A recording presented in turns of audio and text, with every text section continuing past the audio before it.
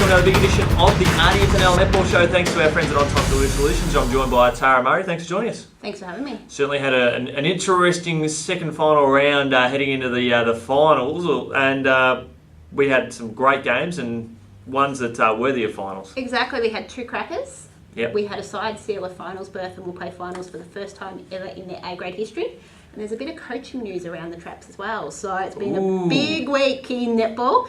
And obviously we've got our top six settled. Positions aren't quite settled, but it'll be an interesting final round. Let's talk up the team that will miss finals this year. It's Diggers Rest. They had a strong win over Broadford on the weekend. It is. It's been a tough season for Diggers Rest. They wanted to play finals, but in the end they've had injuries, player unavailabilities, and they just haven't had that consistency flow through the side like they would have liked. At the start of the season, they started the season on fire, but then injuries hit. They lost Carly Harrison for a number of games. I don't know whether it was injury, unavailability, and she was a big loss in that mid-court, but they just didn't have that consistency across the season. In the end, they defeated Broadford, who you would expect them to beat. It was a 16-6 first quarter, and that sort of set up the win. It was a win they were expected, but in the end, it's just been a tough season for the Boroughs, and not one they would have probably expected at the start of the season with the lineup they have. Who was the standout for the Roos?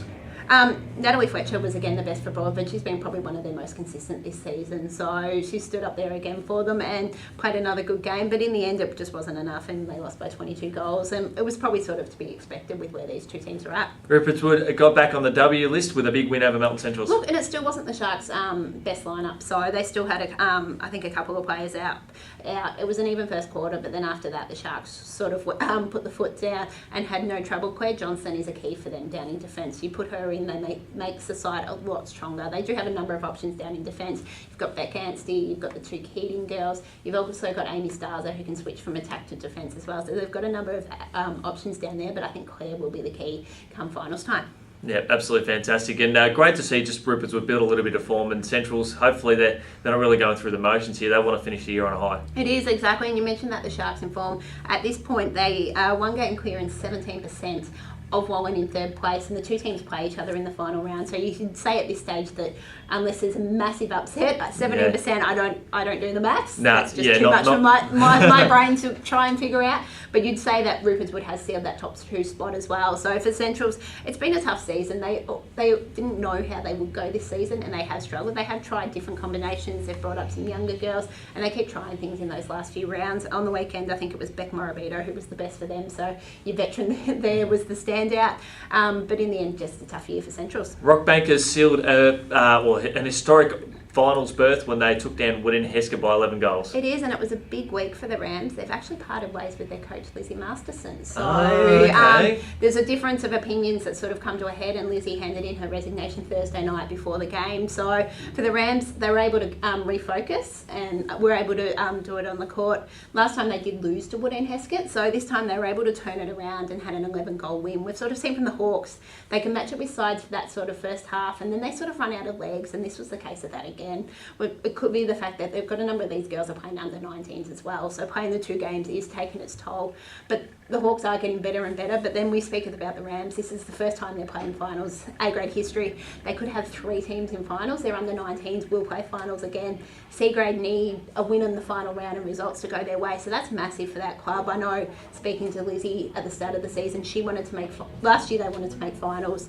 They got a shock when they came into this competition. This year it was about making finals, build from there. I don't think a lot of other people expected them to make finals. They have done that, and come finals time, it could be interesting because there is a big issue with VNL finals being held at the same time, and Rockbank is the only team without a VNL player.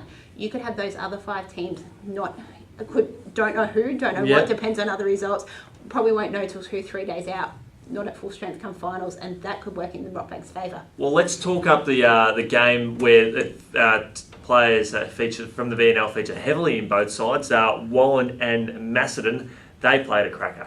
It is, and look, we said for this one it was a test of how far Wallen's come. I think the last time these two teams met, they lost by about the 10 goals. This time it was 1 goal, so they are coming closer and closer. They have lost Kate Phillips to an ACL injury, which is devastating for her. It's the second young gun in this competition that we'll probably won't see next season. Obviously, Sarah Duff from Woodend Heskett's another one. So you've got two of those young guns, and both of these sides, obviously, look, Macedon wasn't at full strength, but this is the closest I think anyone's come to beat Macedon.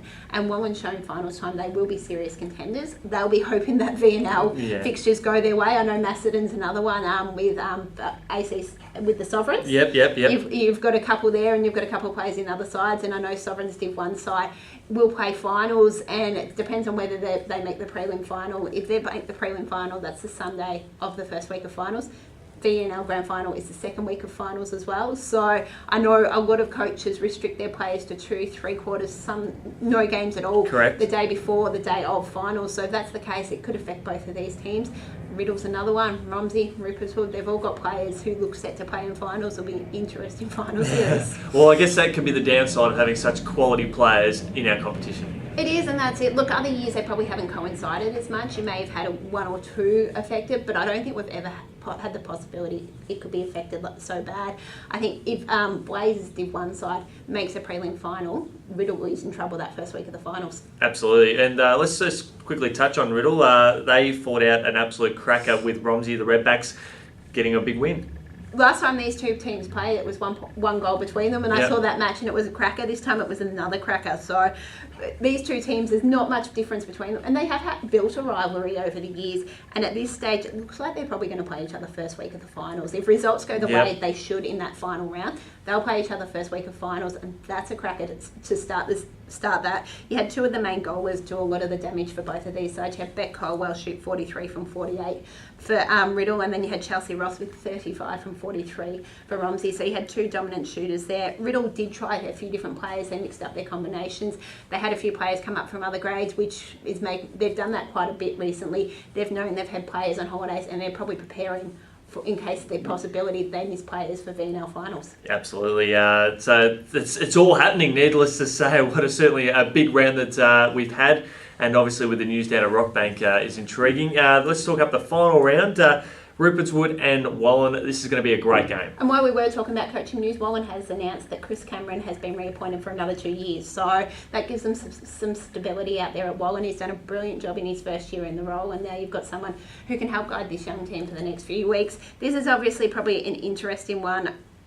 I can't see that this is going to be one where I don't think these teams will play their full sides. Yeah. They will be, whether they play their full sides, I think they'll switch them, they'll try different combinations, because the way it is, Wallen can't drop below third. Yep. Rupert's Wood, the only way they can drop it is if they were to lose massively to Wallen. Yep. But it's 17% they have to. It's not going to happen. It's not going to happen. So at this point, it looks like Rupert's Wood 2, Wallen 3. What do you play for? So this will be an interesting. Is it Pride? Possibly. Pride being in good form going into finals, but yeah, this will be an interesting match to see how these two teams approach it. Talk us about what's going to happen with Diggers Rest and Melton Centrals. These two teams, speaking of pride, are playing for just that. Exactly. I think Diggers Rest has shown they are the stronger side out of the two this year. I think they will get a win. They will want to push everything they can. They could miss out on finals by a game in the end, which is what injuries ended up costing them early in the season, and that was the thing there for Centrals. They want to get a win as well. It's been probably the toughest season I've ever seen for Centrals in the 5-6 years I've been covering the league. I've always seen them up there playing finals, winning a few grand finals, sneaking finals wins no one expected them to get. So, but this year it's a little bit of pride. So look, I think Diggers Rest will get the win here. Riddle, Wood and Heskett. Look, for Riddle here, they get the win, they finish 5th. If they lose and other results go different way, they could fall to 6th, which would mean they'll play Wallen in that first round. So look, I think Riddle will be too strong. Wood and Heskett, we've seen in recent weeks, they have really developed. They are matching it with these sides for longer, but they're just struggling to match it with that full 4 quarters, and I think Riddle will be too strong. I agree with you on that one there. Romsey and Broadford. Look, there's not much for this. Romsey's going to finish. I think Romsey's going to finish 4th or 5th, and at this stage, it's likely to play Riddle in a first final. So they'll be wanting to keep that good form going. They've had 2 very hard matches the last 2 weeks against Riddle and Wood and Heskett, with the Hawks level at half time. So the Redbacks really had to fight to get that win. They'll be wanting to easily account for Broadford and continue that good form they've had. And an interesting match in more ways than one. Macedon and Rockbank. Rockbank have pushed the Cats this year, but obviously the loss of Lizzie Masterson does hurt the team. It is, but I think they've still got their playing group together. Yep, so that's good. You've got their 2 co-captains, Mary Brodie and Rihanna Varney, who are going to coach out the side for the rest of the year. So you do still have that core group together. So, and they've been playing well all year. For them, it's a test of how close they are to this top side in Macedon, who had the opportunity opportunity to go through, I think, the regular season undefeated for a second straight year. We've all seen that doesn't matter come finals time. The Cats have said this year it doesn't matter where they finish, how many wins they get, as long as they play finals. They've gone through undefeated.